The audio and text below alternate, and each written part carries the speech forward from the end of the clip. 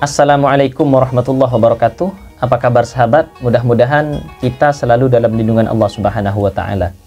Baik, kali ini kita akan membahas salah satu fadilah dari salah satu surah di dalam Al-Quran, yang mana kalau kita mengamalkan surah ini, maka insya Allah akan selalu ada rizki-rizki baru setiap hari kepada kita sahabat. Nah, apakah suratnya dan bagaimana cara mengamalkannya? Maka sebelumnya seperti biasa, yang belum subscribe silahkan subscribe ke channel ini untuk ikut berpartisipasi mensyiarkan Islam melalui channel Gus El Official ini.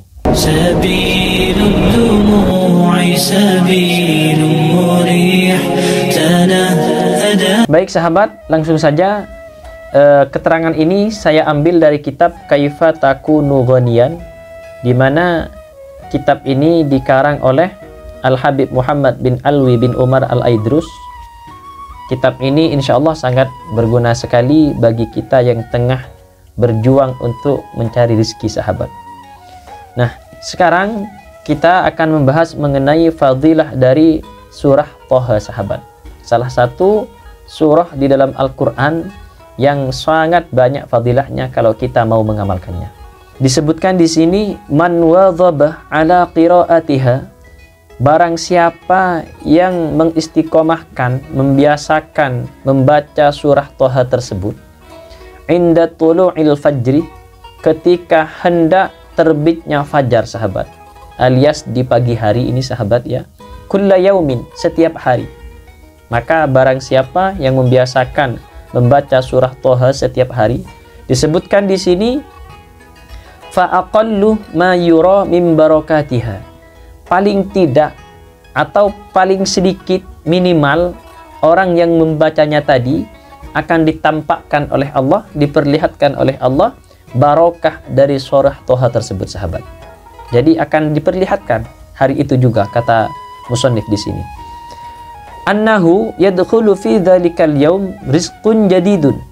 Tidak hanya itu, bahkan pada hari itu akan ada rezeki yang baru sahabat. Jadi bagi pembaca surah Thaha tersebut, di hari itu yang pertama akan ditampakkan kebarokahannya, kemudian yang kedua akan ada rezeki baru sahabat. Lam yakun lahu ilaihi tasyawwuqun, di mana rezeki baru tersebut tidak pernah terfikirkan di benaknya. Jadi hebatnya surah Thaha itu bisa mendatangkan rezeki baru, kata musannif di sini sahabat, di mana rezeki tersebut sebelumnya tidak pernah terfikirkan oleh kita. Jadi kalau misalkan pekerjaan kita karyawan misalkan sahabat, yang sudah jelas-jelas rezeki kita pada hari itu kalau tidak dihalangi oleh Allah, maka insya Allah paling tidak kita mendapat rezeki gaji dari karyawan tersebut sahabat.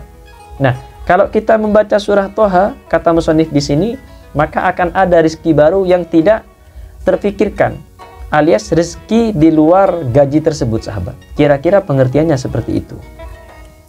Wa tuqda hawaijuhu, dan akan dikabulkan hajat-hajatnya sahabat. Fi dzalikal yaum, pada hari itu juga.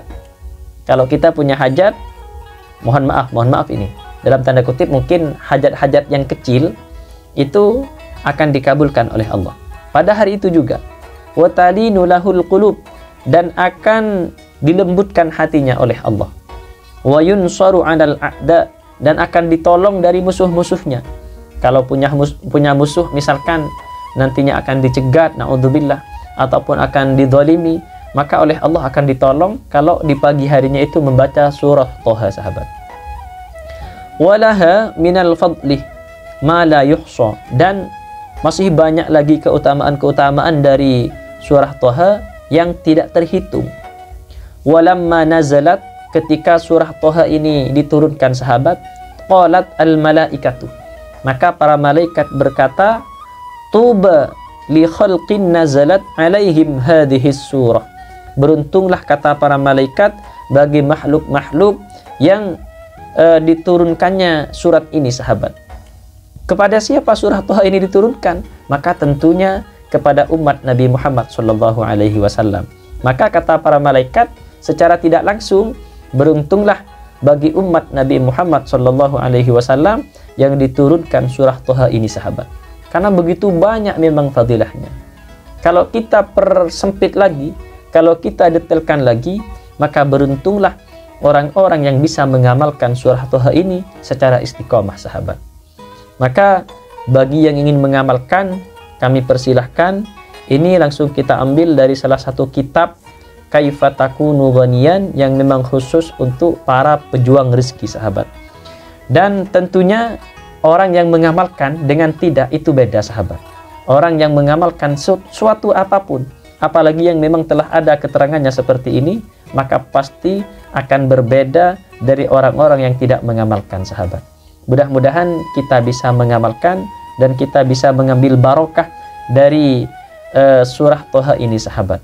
Mengenai surahnya atau ayatnya itu telah kita tuliskan di deskripsi. Silahkan tinggal buka saja di Quran untuk mengamalkannya dan amalkan setiap hendak terbit fajar, sahabat. Insya Allah kalau kita misalkan hari itu belum ditampakkan barokahnya oleh Allah karena mungkin keyakinan kita masih kurang, maka teruslah istiqomah, karena sampai fadilah dari surah Toha ini betul-betul ditampakkan oleh Allah dan timbul keyakinan pada diri kita, sahabat. Karena sekali lagi, percuma kita mengamalkan apapun, sahabat, kalau kita tidak ada keyakinan. Dalam ayat Al-Quran disebutkan, wa'bud rabbaka hatta ya'tiyakal yaqin. Sembahlah Tuhanmu dengan cara apapun, dengan cara sholat, membaca Al-Quran, membaca sholawat, dan lain sebagainya, sahabat, sebagai bentuk penghambaan kita, sampai timbul rasa keyakinan di dalam hati kita. Kalau kita sudah yakin, maka di dalam hadis qudsi disebutkan, ana inda dhanni abdihi. Aku ini, kata Allah, sesuai dengan prasangka hambaku. Kalau kata hambaku surah Toha ini mujarrab, maka pasti mujarrab, sahabat. Apalagi ditambah dengan keterangan-keterangan yang seperti ini. Tapi seberapa hebat pun amalannya, tapi hati kita tidak yakin, maka akan percuma, sahabat. Wa man lam ya'taqid lam yantafi. Mengamalkan apapun, kalau hati kita tidak yakin, hati kita tidak mempunyai keyakinan sama sekali terhadap amalan itu, maka tidak akan ada manfaatnya. Karena itu sekali lagi, kalau mungkin kita belum mendapat ditampakkan keberkahan yang nyata dari adanya surah Toha ini, mungkin hati kita saja masih belum mantap, bukan amalannya yang kurang mujarrab, sahabat. Kira-kira seperti itu. Mudah-mudahan kita semua diberi keyakinan, keimanan yang luar biasa oleh Allah Subhanahu wa Ta'ala. Terima kasih, selamat mengamalkan. Semoga bermanfaat. Saya akhiri. Wassalamualaikum warahmatullahi wabarakatuh.